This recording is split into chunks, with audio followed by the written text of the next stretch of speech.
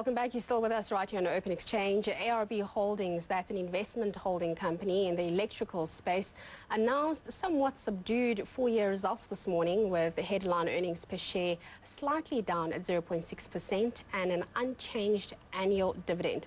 Chief Executive Billy Neesham is on the line, joining us from Durban, is joining Gary and myself on this.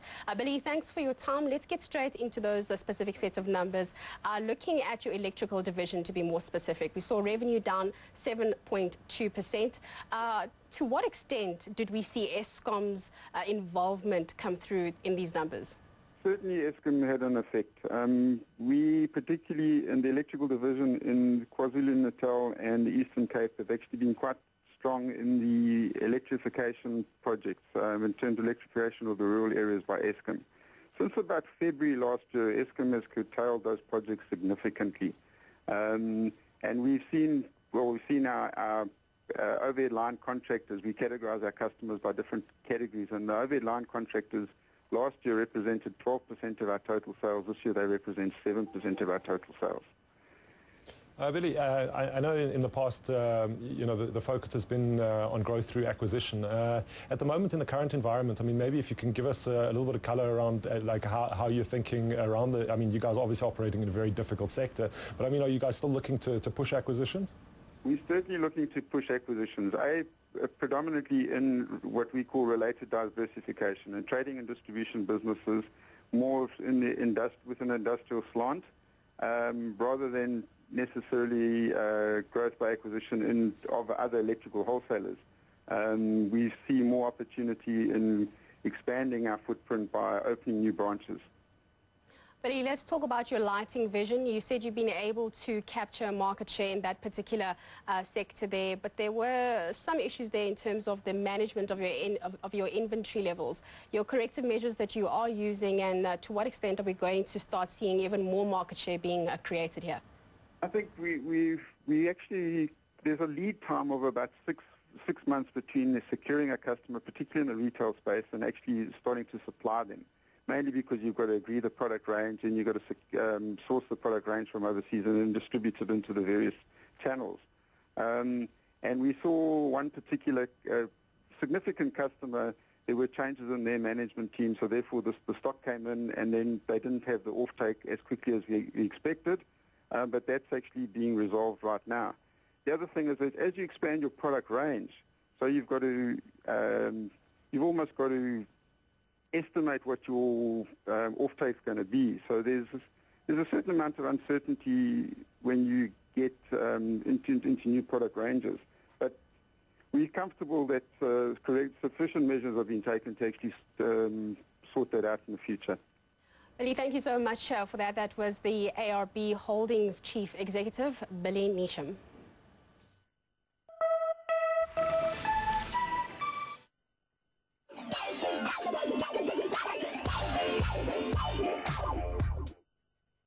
Dr. Patience Mthunzi is a research group leader at the Council for Scientific and Industrial Research.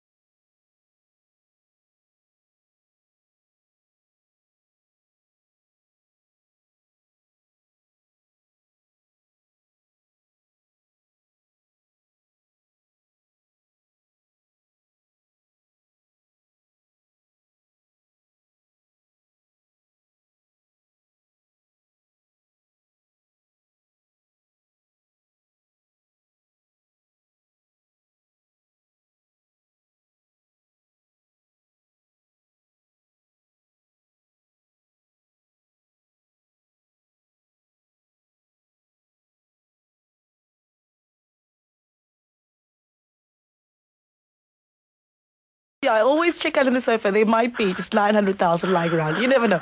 Alex, thank you so much for chatting to us. Always a pleasure. Pleasure. Great pleasure. Alex Parker is the editor of Wanted magazine. You're still on the Lifestyle Show with myself, my lady Mulo. Send your SMSs to me. I want to hear from you. 34701. It's 10 o'clock. SAFM, South Africa's news and information leader.